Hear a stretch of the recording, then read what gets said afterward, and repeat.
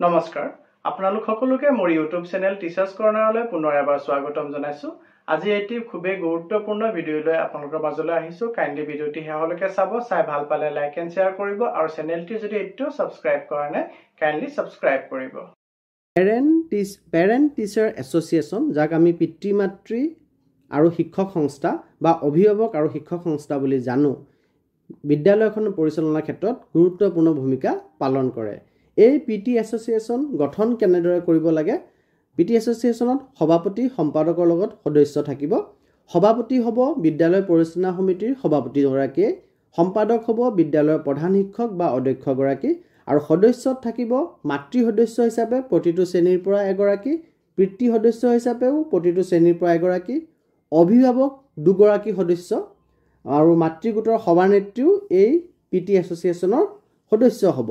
আৰু তাৰ লগতে অতি কমেও 5 গৰাকী ল'ব লাগিব, আৰু তেওঁলোকক ল'ব লাগিব স্থানীয় অৱসৰপ্ৰাপ্ত শিক্ষক বা স্থানীয় যুৱক, সমাজকৰ্মী, বিদ্যালয়খনৰ প্ৰতিষ্ঠিত প্ৰাক্তন ছাত্ৰ, ছাত্ৰ নেতা আৰু বেচৰকাৰী সংস্থা অৰ্থাৎ NGO ফালৰ পৰা আমি অতি কমেও 5 গৰাকী সদস্য যোগ দিব লাগিব। আৰু এই লোকৰ দ্বাৰাই পেৰেণ্ট টিচাৰ এছ'চিয়েশ্যনটি গঠন কৰিব লাগে।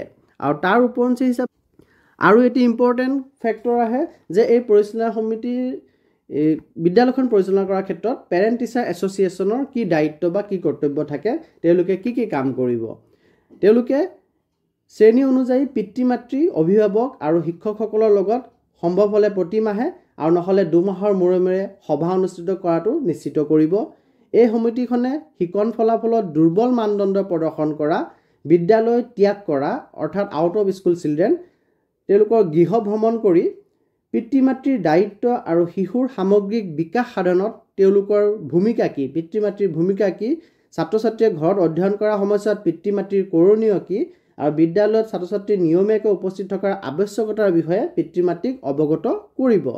তাৰ লগতে যিসকলৰ পিতৃ মাতৃ অভিভাৱকে ঘৰত পঢ়া শুনা কৰি থকাৰ সময়ত ছাত্ৰ ছাত্ৰীক কোনো ধৰণৰ শৈক্ষিক সমৰ্থন আগবঢ়াব নোৱাৰে, এনে ছাত্ৰ ছাত্ৰীৰ বাবে একোজন স্বেচ্ছাসেৱী অৰ্থাৎ ভলেণ্টিয়াৰ বাছনি কৰি তেওঁলোকক ছাত্ৰ ছাত্ৰীৰ ঘৰলৈ প্ৰেৰণ কৰিব, যাতে ঘৰত শিশুৰ শিকন প্ৰক্ৰিয়াত সহায়ক হয়।